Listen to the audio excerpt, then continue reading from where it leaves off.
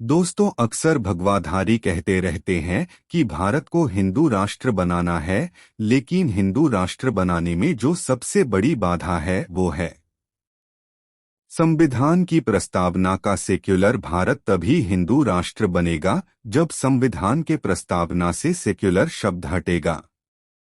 अब सेक्युलर क्या होता है, आइए जानते हैं। इसके बारे में तो मन में सबसे पहला सवाल आता है, क्या सेक्युलर शब्द को संविधान से हटा सकती है बहुमत की सरकार? क्या भारत के संविधान से सेक्युलर शब्द हटाया जा सकता है? अभी हाल में ही केंद्रीय राज्य मंत्री अनंत कुमार हेगड़े ने अपनी इच्छा जताई है। कर्नाटक के कोप्पल जिले में रविवार को ब्राह्मण युवा परिषद के कार्यक्रम में बोलते हुए सेक्युलरिज्म का विचार उनके निशाने पर था। उन्होंने कहा, कुछ लोग कहते हैं कि सेक्युलर शब्द है तो आपको मानना पड़ेगा, क्योंकि यह संविधान में है। हम इसका सम्मान करेंगे, लेकिन यह आने वाले समय में बदलेगा। संविधान में पहले भी कई बदलाव हुए हैं। अब हम हैं और हम संविधान बदलने आए हैं। उनके शब्द थे, सेक्युलरिस्ट लोगों का नया रिवाज आ गया है। अगर कोई कहे कि वो मुस्लिम है, ईसाई है, लिंगायत है, हिंदू है, तो मैं खुश होऊंगा, क्योंकि उसे पता है कि वो कहां से आया है। लेकिन जो खुद को सेक्युलर कहते हैं, मैं नहीं जानता कि उन्हें क्या कहूं। ये वो लोग हैं जिनके माँ बाप का पता नहीं होता या अपने खून का पता नहीं होता। संविधान में अब तक 100 से ज्यादा संशोधन किए जा चुके हैं, लेकिन क्या संसद को यह अधिकार है कि वह संविधान की मूल प्रस्तावना को बदल सके? मिसाल है 44 साल पुराना ये केस। पहली बार यह सवाल 1973 में सुप्रीम कोर्ट के सामने आया था। मुख्य न्यायाधीश एस.एम. सिकरी की अध्यक्षता वाली 13 जजों की बेंच ने इस मामले में ऐतिहासिक फैसला दिया था। यह केस था केशवानंद भारती बनाम स्टेट ऑफ केरला, जिसकी सुनवाई 68 दिनों तक चली थी। संविधान के आर्टिकल 368 के हिसाब से संसद संविधान में संशोधन कर सकती है, लेकिन इसकी सीमा क्या है?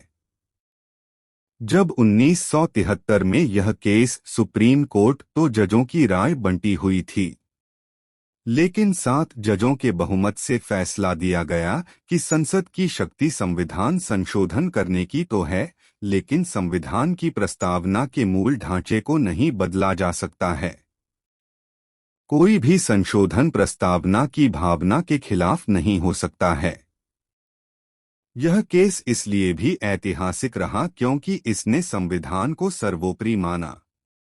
न्यायिक समीक्षा, पंथनिरपेक्षता, स्वतंत्र चुनाव व्यवस्था और लोकतंत्र को संविधान का मूल ढांचा कहा और साफ किया कि संसद की शक्तियां संविधान के मूल ढांचे को बिगाड़ नहीं सकती। संविधान की प्रस्तावना इसकी आत्मा है और पूरा संविधान इसी पर आधारित है। पंथनिरपेक्षता हमेशा से है। संविधान में प्रस्तावना में भी अब तक एक बार 1976 में संशोधन किया गया है, जिसमें सेक्युलर और सोशलिस्ट शब्दों को शामिल किया गया। लेकिन इससे पहले भी पंथनिरपेक्षता का भाव प्रस्तावना में शामिल था। प्रस्तावना में सभी नागरिकों को विचार, अभिव्यक्ति, विश्वास, धर्म और उपासना की स्वतंत्रता और समानता का अधिकार पहले से ही लिखित है। 1976 के 42वें संशोधन में सेक्युलर शब्द को जोड़कर सिर्फ इसे स्पष्ट किया गया। जब संविधान के ढांचे को कमजोर करने की कोशिश की गई, इंदिरा गांधी सरकार ने 1971 की जीत के बाद संविधान में कुछ ऐसे संशोधन किए जिससे संसद की शक्ति अनियंत्रित हो गई। यहां तक कि अदालतों की आदेशों और फैसलों की न्यायिक समीक्षा की शक्ति को भी खत्म कर दिया।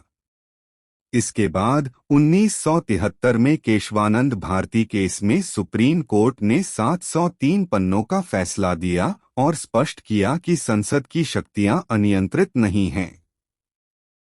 इसके बाद वाजपेयी सरकार ने भी 1998 में संविधान की समीक्षा के लिए कमेटी बनाई।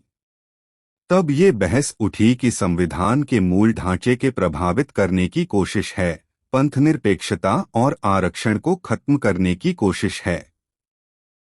लेकिन तत्कालीन गृहमंत्री लालकृष्ण आडवाणी ने उस वक्त एक लंबे लेख में केशवानंद भारती केस का जिक्र करते हुए लिखा कि सेक्युलरिज्म भारत की संस्कृति में है। द प्रिंट मसले पर वरिष्ठ वकील संजय हेगड़े से बात की हेगड़े ने कहा, बाबा साहेब अंबेडकर ने संविधान में साफ कहा है कि भारत का संविधान पूरी तरह धर्मनिरपेक्ष है, इसलिए इस पर अपना अधिकार जमाने की जरूरत नहीं है। धर्मनिरपेक्षता भारतीय संविधान का बुनियादी ढांचा है। 1994 में भी ऐसी स्थिति आई थी जब सुप्रीम कोर्ट के 9 जजों की बेंच को बैठाया गया था। हालांकि इसे बरकरार रखा गया। उनका कहना है, संसद में एक पार्टी का बहुमत होने के बावजूद भी संविधान की बुनियादी बिंदुओं को नहीं बदला जा सकता।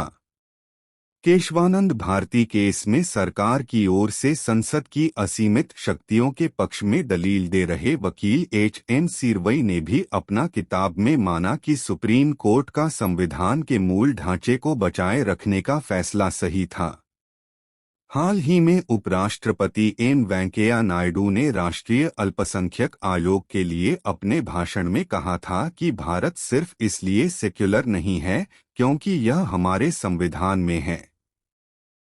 भारत सेक्युलर है क्योंकि सेक्युलरिज्म हमारे डीएनए में है।